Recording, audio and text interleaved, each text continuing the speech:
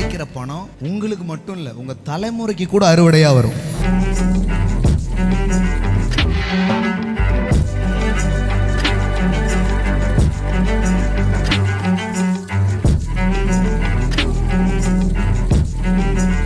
பொருட்கள் எனக்கு கிடைக்கக்கூடிய ஒவ்வொரு சிறந்ததையும் என்ன பண்றேன், விதைக்கிறேன். அது விதை. ஸோ விதைன்றது விளைச்சலுக்கு தீர்மானிக்கக்கூடிய ஒன்று. நான் ஒரு பெரிய அறுவடையை மனதில் வைத்து நான் என்ன பண்றேன், நான் விதைக்கிறேன். எல்லாம் சொல்லுங்க, பணம் ஒரு விதை. கோதுமை போட்டா வளருது. இதெல்லாம் எப்படி விதைகளோ அது போல ஆவிக்குரிய உலகத்தில் பணம் ஒரு விதையா இருக்கிறது. நீங்க விதைக்கிற பணம் உங்களுக்கு மட்டும் இல்ல, உங்க தலைமுறைக்கு கூட அறுவடையா வரும். ஆபிரகாம் மெல்கிசேதேக்குக்கு தசம பாகத்தை கொடுத்தான். ஆமென். எல்லாம் சொல்லுங்க, மிகப்பெரிய பணக்காரன் ஆபிரகாம். அவனுக்கு என்ன பழக்கம் இருந்தது? யாருக்கு கொடுக்குறான்?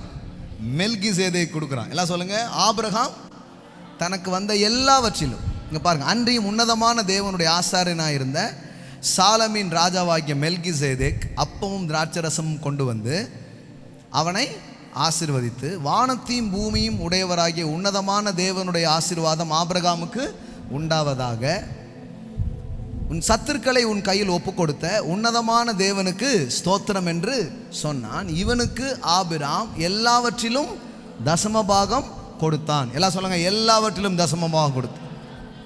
ஆமென். யாருக்கு கொடுத்தான்? மெல்கிசேதேக். மெல்கிசேதேக் யாரு? கஷ்டப்பட்ட ஊழியக்காரரா? சைக்கிள் இல்லாதவரா? கிழிஞ்ச சட்டை போட்டிருந்தவரா? அந்த ஊர்லேயே அவனுக்கு 2 ரோல். ஒன்று ராஜா, இன்னொன்று ஆசாரியன். Is a king and priest. அவனுக்கு தான் என்ன பண்ணுறான், எல்லாவற்றிலும் தசம பாகத்தை அவன் என்ன பண்ணுறான், செலுத்துகிறான். இந்த லேவி கோத்திரம் தான் கர்த்தருடைய ஊழியத்தை என்ன பண்ணுவாங்க, செய்வாங்க. இப்போ கர்த்தருடைய ஊழியத்தை செய்கிற இந்த லேவி கோத்திரத்துக்கு மற்ற எல்லா கோத்திரத்தில் உள்ளவங்களும் என்ன பண்ணுவாங்க, தசம பாகத்தை கொடுப்பாங்க. இப்படி தசம பாகத்தை வாங்கக்கூடிய லேவி யாருக்கு தசம பாகம் கொடுத்தான்? மெல்கிசேதேக்கு கொடுத்தான்னு இங்க என்ன பண்ணப்பட்டிருக்கிறது, சொல்லப்பட்டிருக்கிறது. ஆனால் லிட்ரலா பார்த்தா அந்த டைம்ல லேவி பிறக்கவே இல்லை. கொடுத்தது யாரு தான்? ஆபிரகாம் தான் கொடுத்தான். நல்லா கவனிக்கிறீங்களா? ரொம்ப முக்கியமானது, விட்டுறாதீங்க. கொடுத்தது யாரு? ஆபிரகாம் தான் கொடுத்தான். ஆனா ஆண்டவர் கணக்கில் எப்படி எழுதி வச்சிருக்கிறாரு? லேவி. லேவி எப்போ வர்றான்? ஆபிரகாம். ஆபிரகாம் கர்த்தால யாரு? ஈசாக்கு. ஈசாக்கு கர்த்தால யாரு? யாக்கோபு. யாக்கோபுடைய பிள்ளைகள் தான் யாரு? லேவி. அப்போ எத்தனாவது தலைமுறை? 4வது தலைமுறை.